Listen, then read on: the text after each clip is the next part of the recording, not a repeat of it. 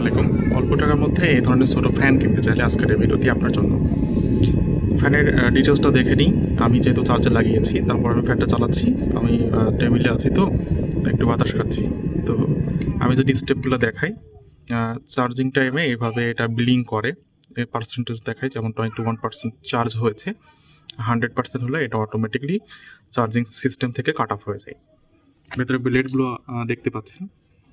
এই যে এখানে ব্লেড আছে এবং এখানে মোটর হিসেবে ব্যবহার করা হয়েছে হচ্ছে ব্রাশলেস ডিসি মোটর। সো মোটরের ক্ষেত্রে কোনো কম্প্রোমাইজ করে নাই, অনেক ভালো মোটর দিয়েছে। আর ব্যাটারি হিসেবে বলছে লিথিয়াম ব্যাটারি, তবে আমরা অপারেশন করে দেখবো অ্যাকচুয়ালি এর ভিতরে কী ব্যাটারি আছে।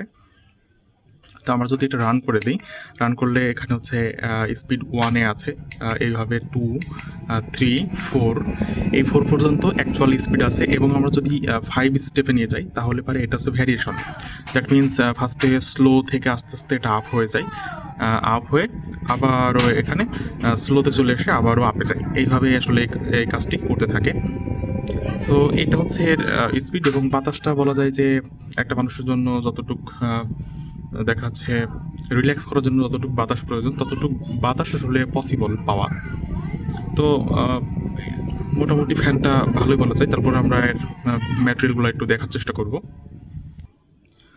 তো আমরা ফ্যানের স্টিকারে দেখতে পাচ্ছি যে এখানে লেখা আছে কি, যে হচ্ছে DC 5 volt 0.8 ampere maximum current এটাতে গ্রহণ করবে। এবং এখানে হচ্ছে ব্যাটারি দেওয়া আছে হচ্ছে 4000 মিলি অ্যাম্পিয়ার, মানে 4 অ্যাম্পিয়ারের একটি ব্যাটারি দেওয়া আছে।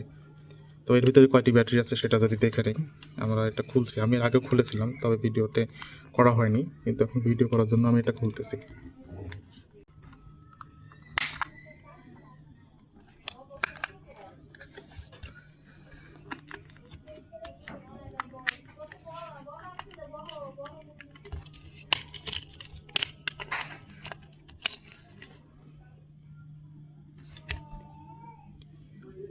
তো আমি এটা খুলে ফেলেছি। এখানে একটি সার্কিট আছে, এটাই হচ্ছে সার্কিট, চার্জিং সার্কিট এবং কন্ট্রোল সার্কিট।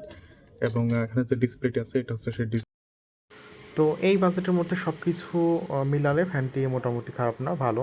এখানে ফুল স্পিডে আমরা 1 ঘন্টার মতো ব্যাকআপ পেয়ে যাব এবং এটা যদি লো থেকে চালাই তাহলে মোটামুটি 2 ঘন্টার মতো চালাতে পারবো। ভিডিওটি ভালো লাগলে চ্যানেলের সঙ্গে যুক্ত হয়ে যাবেন। আজকের মতো এখানে শেষ করছি। আল্লাহ হাফেজ।